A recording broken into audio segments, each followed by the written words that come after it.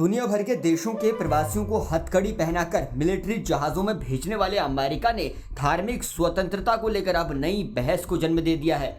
धार्मिक आज़ादी पर काम करने वाली US commission on international religious freedom ने मंगलवार को एक नई रिपोर्ट जारी की।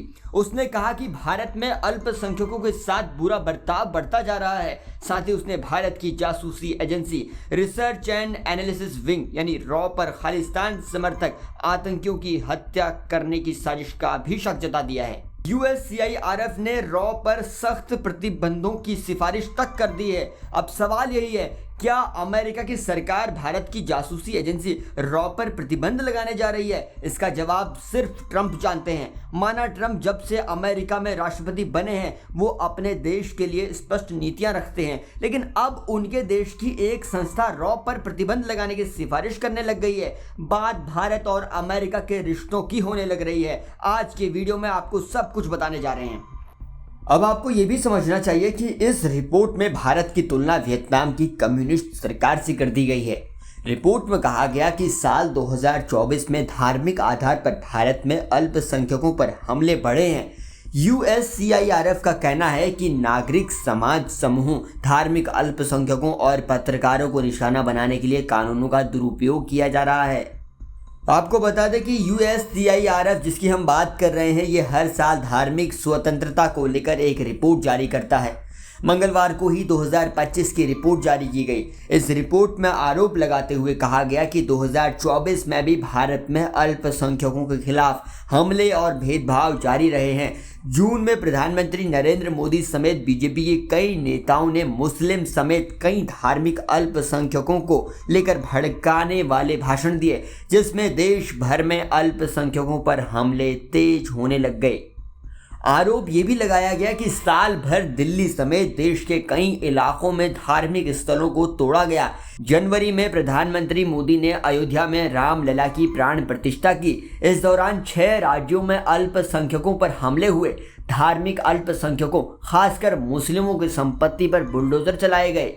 रिपोर्ट में आगे दावा यह भी होता है कि धर्मांतरण और गोहत्या के खिलाफ कानून लाकर भी अल्पसंख्यकों को निशाना बनाने का काम किया गया। जुलाई में उत्तर प्रदेश की सरकार ने 4 पादरियों समेत 20 ईसाइयों को धर्मांतरण विरोधी कानून का उल्लंघन करने के आरोप में हिरासत में लिया। इसी साल हाईकोर्ट ने 12 मुस्लिमों को जबरन धर्मांतरण करवाने का दोषी पाते हुए उम्र कैद की सजा भी सुना दी। उत्तराखंड में समान नागरिक संहिता यानी UCC को कानून बनाया गया। अमेरिकी आयोग ने अपनी रिपोर्ट में आरोप ये भी लगाया कि भारत में अल्पसंख्यक समुदायों से जुड़े लोगों के खिलाफ UAPA का इस्तेमाल किया जा रहा है, जिसके बाद से USCIRF ने अपनी रिपोर्ट में भारत की जासूसी एजेंसी रॉ पर प्रतिबंध लगाने का सुझाव दे दिया। ये भी आपको बता दें कि रॉ के साथ साथ विकास यादव नाम के इस व्यक्ति पर भी प्रतिबंध लगाने की सिफारिश इस रिपोर्ट में कर दी गई है। आपको बता दें कि जब खालिस्तान समर्थक गुरपतवंत पन्नू की हत्या हुई तो उसमें रॉ का नाम सामने आने लगा। आरोप लगाया गया कि पन्नू की हत्या की पूरी प्लानिंग जिसने रची वो रॉ का एजेंट था। आरोप ये भी लगा कि पन्नू की हत्या के पूरे ऑपरेशन को उस वक्त के रॉ चीफ सामंत गोयल ने मंजूरी दी थी। कई मीडिया रिपोर्ट्स में ये भी दावे किए जाते रहे हैं कि भारतीय अधिकारियों ने निखिल गुप्ता को $1 लाख दिए थे और उसे पन्नू की हत्या की सुपारी दी थी। निखिल गुप्ता को जून 2023 में चेक रिपब्लिक में ड्रग्स तस्करी के इल्ज़ाम में गिरफ्तार किया गया था और उसी साल अमेरिका में प्रत्यर्पित भी कर दिया गया था। अमेरिका में इस रिपोर्ट के आने के बाद से अब बातें होने लग रही हैं कि क्या अमेरिका रॉ पर प्रतिबंध लगाने जा रहा है।